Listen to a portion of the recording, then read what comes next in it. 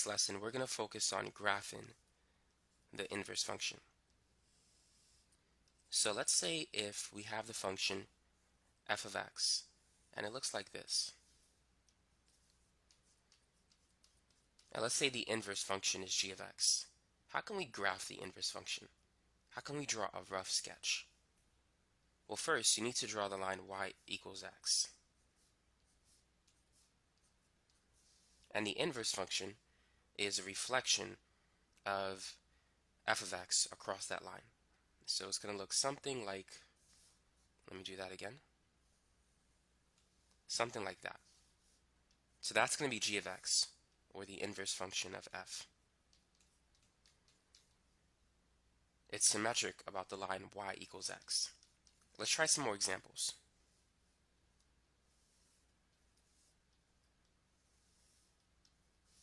So let's say this is f of x. It looks like this. And let's say here we have the line y equals x. Go ahead and draw the inverse function of f. So it's going to look something like that. Let's call that g of x. So that's a simple way to draw the inverse function, just using a rough sketch. Here's another example that you could try. And let's draw the line y equals x first.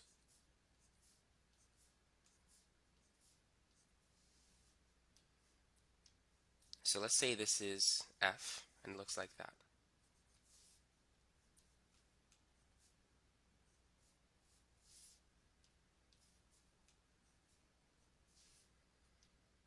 Go ahead and draw the inverse function g of x. So notice that f started on the x-axis, the negative x-axis.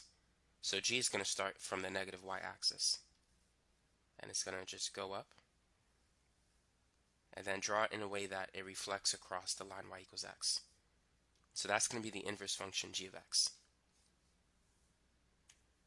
Now sometimes you may need to graph the inverse function using points. So let me use a smaller graph.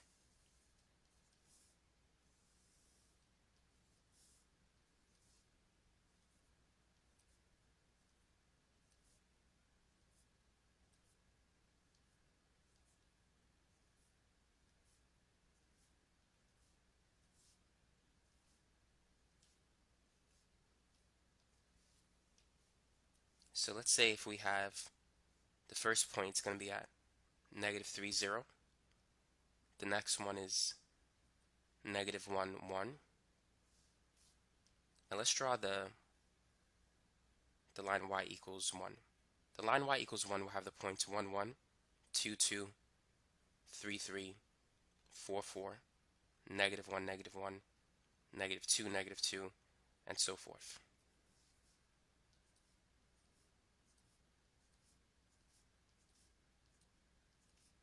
It helps if you plot that first.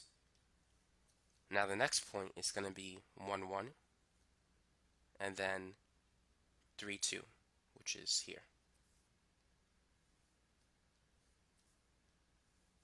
So that's going to be the graph of f of x. Using those points, go ahead and graph the inverse function g of x. So first I'm going to make a table, an xy table, and this is going to be for f of x. So the first point was negative 3, 0. The next one was negative 1, 1, and then it was 1, 1, and then 3, 2. Now the inverse function, which we're calling g of x, will have these points. All you need to do is switch x and y. So the first one is going to be 0, negative 3, then 1, negative 1, 1, 1, and 2, 3. So plot them in order. Let's start with 0, negative 3. That's right here.